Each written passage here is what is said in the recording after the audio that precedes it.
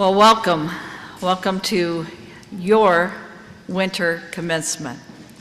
We are just thrilled with this weather. Last year, I think the wind was blowing and it was about 5 degrees or something like that.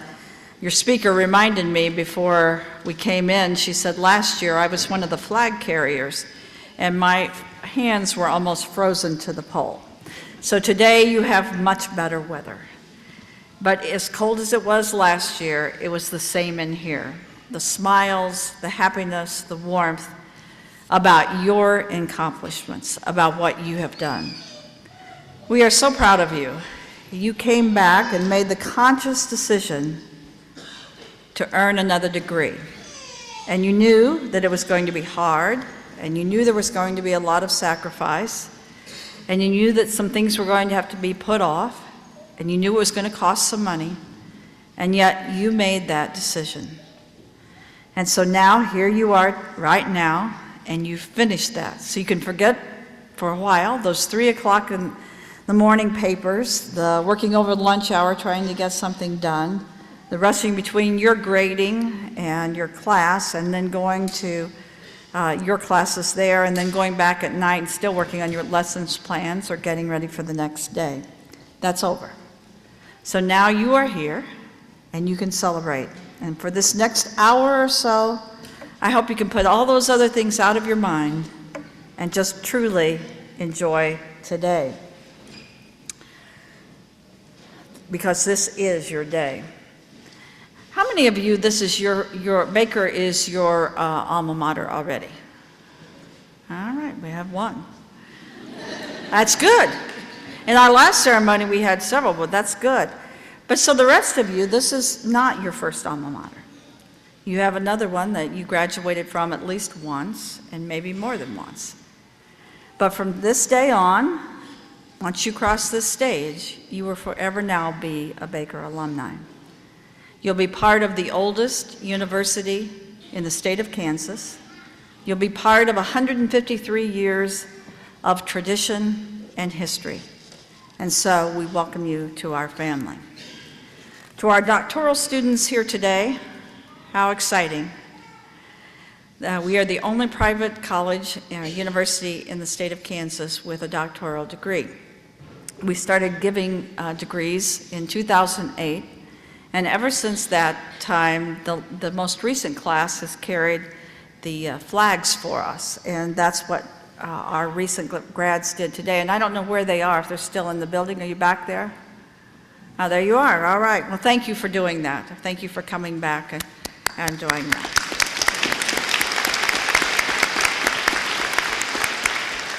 We will certainly look forward to you for crossing this stage and hearing the words when your name announced as doctor. That's a great honor and a high honor. And Jeff, you weren't here earlier, but I told your colleagues that for the next few days, your family and your friends and your colleagues are going to say doctor and your name. And I said, it may feel like it gets old. Don't ever let it get old, because you earned it, you own it. It is yours today, and so we are so proud of you. There are people that have been with you throughout your journey who have helped you and been here. And throughout the ceremony, I'll be recognizing some of those people. And so let me start with, first, our Board of Trustees. Baker University is governed by a Board of Trustees, and today we recognize those members who are in attendance. Behind you here are Mr. Alan Mock, Dr. Suzanne Teal, and on stage, Dr. Hoot Gibson. Dr. Gibson is our board chair, and he will give me the authority to confer your degrees. Would you give them a hand, please?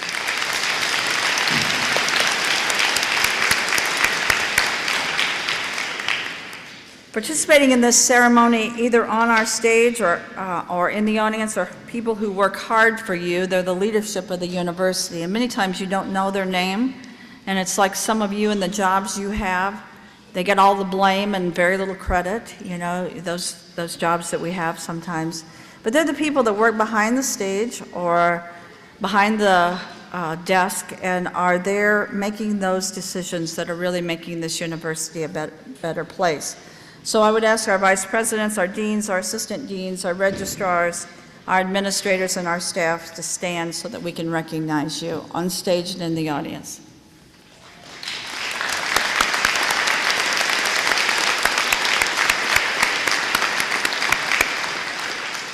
And of course, the very heart and soul of any institution is the faculty, and I think that's especially true here. When we started the graduate program, we made a conscious decision to look for the best of the best, people who had walked in your shoes, who were practitioners, who knew not only the theory of what you needed to learn, but also had the experiences outside of the books. And so we brought those in. They're the ones who challenged you, who inspired you, who gave day in and day out to ensure that your degree is the highest quality. Your faculty are sitting behind you, and I would ask them to stand now so they can be recognized.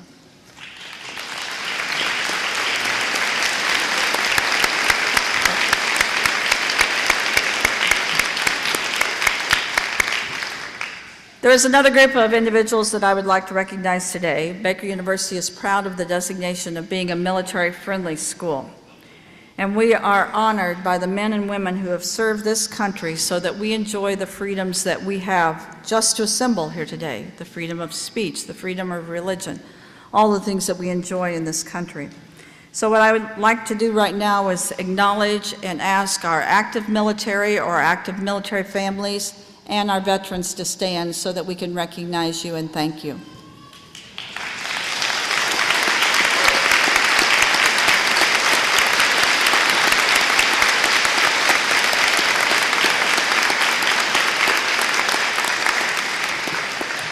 We humbly applaud you and thank you for your service.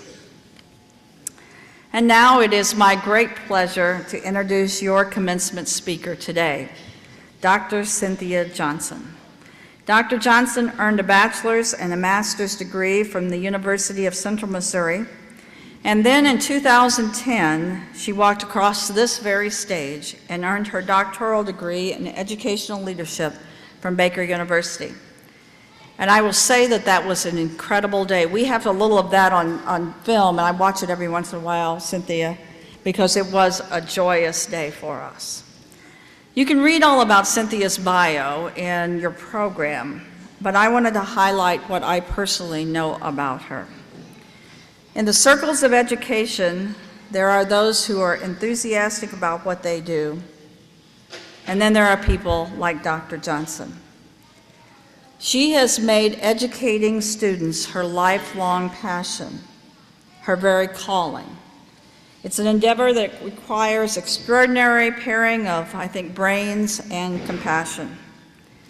There are literally thousands and thousands of students who have crossed her path, and they've affectionately called her Mama J.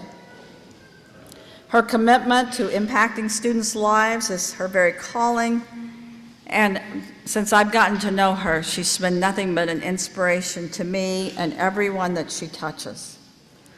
Because of her caring, her calling, her commitment, thousands of students hold their heads higher today.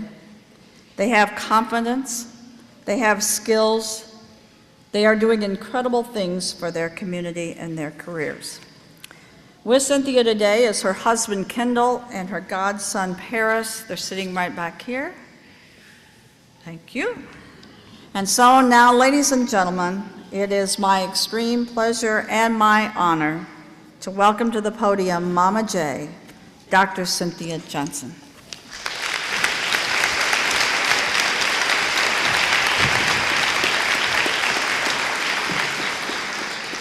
Good afternoon to Dr. Long for inviting me, to the Board of Trustees, the faculty and staff here at Baker, to the family members and friends who are gathered here today, to my family, and certainly, but not least, to the graduates who we celebrate today. I count it a privilege and an honor to stand before you.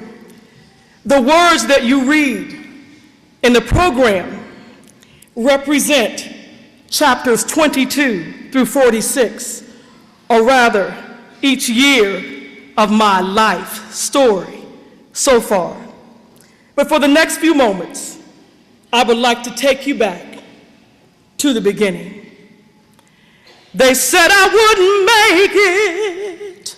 They said I wouldn't be here today. They said that I would never amount to anything. When I'm glad to say I'm on my way, and I'm learning and growing and doing more and more each day. The words they said I wouldn't make it, they said I wouldn't be here today, they said that I would never amount to anything, were words that were once used to describe me. You see, they said I would not make it because I suffered from a severe speech impediment, and you could not understand the words that came from my mouth. They said that I would not and that I could not make it because I was labeled and placed in special education. They said that I would not and that I could not make it because I could not even read aloud until I was in the 4th grade. You see, everything around me seemed to say, no, she can't. And no, she won't. But I stood up one day and I said, yes, I can, and yes, I will, and that's why I am hit back Baker on this very day. That's why I'm here. To my fellow educators, for a few moments, I want to talk to you about being the difference in the life of a child. You see, I could have allowed circumstances in my life to stop me, just like anyone. I could have allowed the fact that every now and then the water got turned off. And then we would have to get big buckets and we would go down to Shepherd Park in Warrensburg, Missouri. And we would get water and we would take that back home just to be able to have enough water to take a bath. I could have allowed that to stop me. I could have allowed the fact that every now and then the gas got turned off. Somebody knows what I'm talking about in here today. I could have allowed those things to stop me, but I didn't. I think about what we had to eat. I'm not ashamed of the fact that we were on food stamps.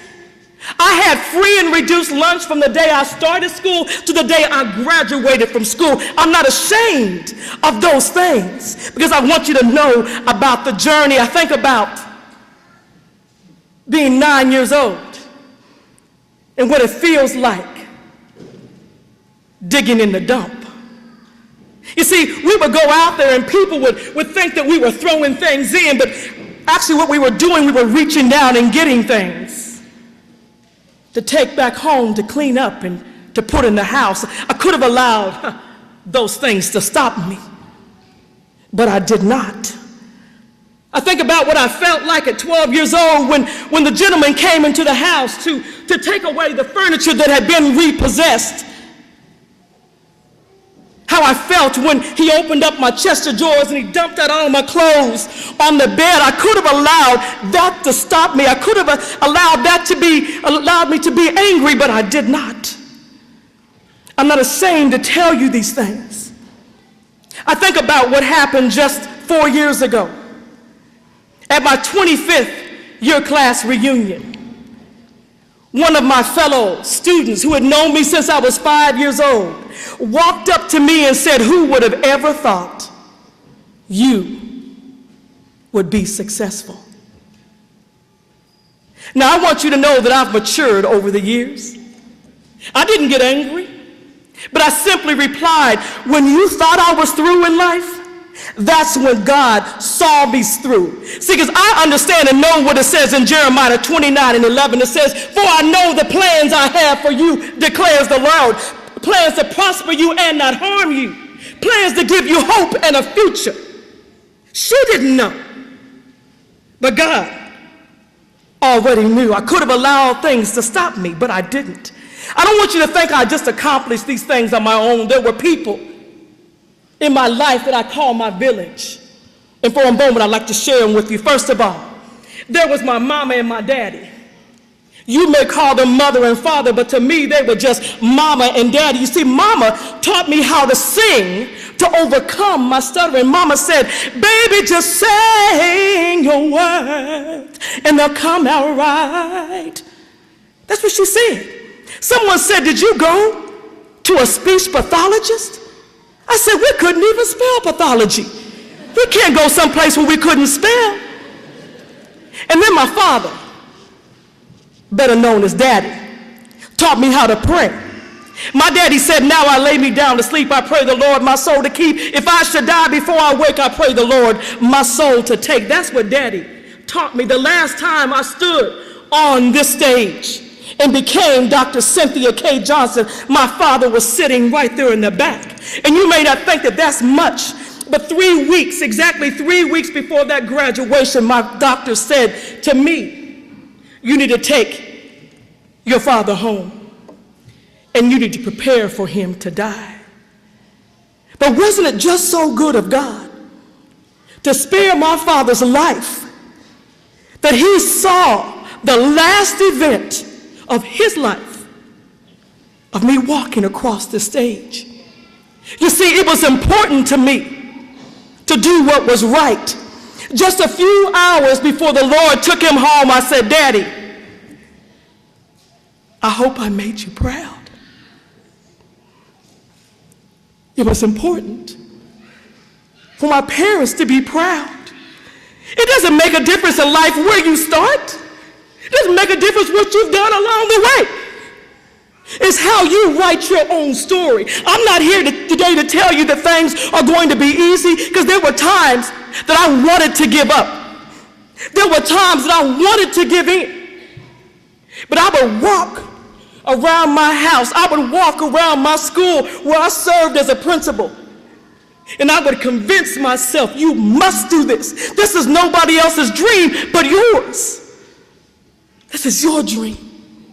Then there was one person that didn't look like me or walk like me or talk like me that made the greatest impact in my life. And that person was a teacher. His name was Mr. Ken Bell. You see, Mr. Bell would come, he was smooth with his blue eyes and his blonde hair, and he would come in and he would watch me. And he came up to me one day and he said, there's something on the inside of you, Cynthia, that I want to help you get out. I said, but I can't do the type of things that other people would do. And I would talk to him about how I felt. We would have spelling bees, we would go up to the board. It would almost scare me to death, because I thought somebody's going to know that I'm not able to do those things. But that didn't shake Mr. Bell. He said, Cynthia, I believe in you.